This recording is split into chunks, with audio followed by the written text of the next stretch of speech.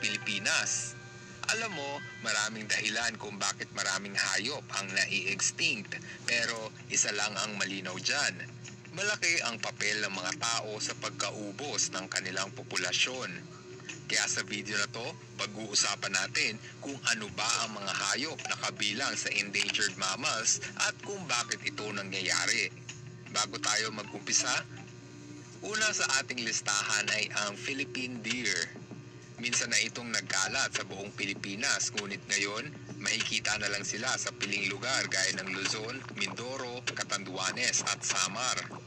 Madalas kasi itong hinuhuli para sa kanilang karne at naibibenta sa palengke sa mataas na halaga. Ang isa pang matinding kalaban ng mga Philippine deer ay ang pagkaubos ng kanilang tirahan. Kaliwat kanan kasi ang pagkalbo sa kagubatan kaya nauubusan na rin sila ng matitirhan. Pangalawa sa ating listahan ay ang Philippine warty pig. Gaya ng Philippine deer, minsan na itong nagkalat sa buong bansa. Madalas kasi itong hinuhuli dahil daw sa sarap ng kanilang karne. The best raw at pinakamasarap ang karne ng baboy ramo. Sa tingin ko, kaya sila masarap dahil libre silang makukuha sa kagubatan at doon mahilig ang mga Pilipino. Dahil dyan, nagresulta ito sa mabilisang pagkaubos ng kanilang lahi. Pangatlo ay ang Asian palm civet, mas kilala sa tawag na musang.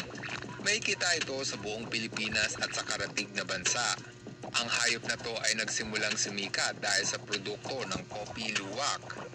Ito yung buto ng kape na kinukolekta galing sa dumi ng mga palm civet. Dahil sa kakaibang proseso at sarap ng kopi luwak, binansagan itong pinakamahal na kape sa buong mundo. Sikat ang Davao sa produktong ito na patok sa mga turista at residente. Kilala sa tawag na balintong, ang mga Philippine pangolin ay kinikilala bilang critically endangered animals. Madalas kasi itong hinuhuli para ibenta sa illegal wildlife trade.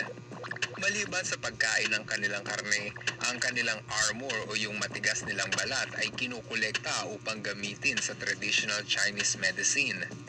Dahil dyan, ilang beses nang laman ng balita ang mga balintong, lalo na sa illegal na bentahan nito sa loob at labas ng bansa.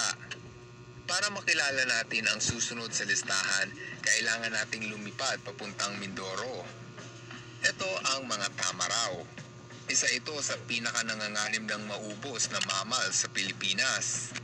Gaya ng ibang hayop, madalas silang hinuhuli upang katayin at ibenta ang karne. Sa video na to, pag-uusapan natin ang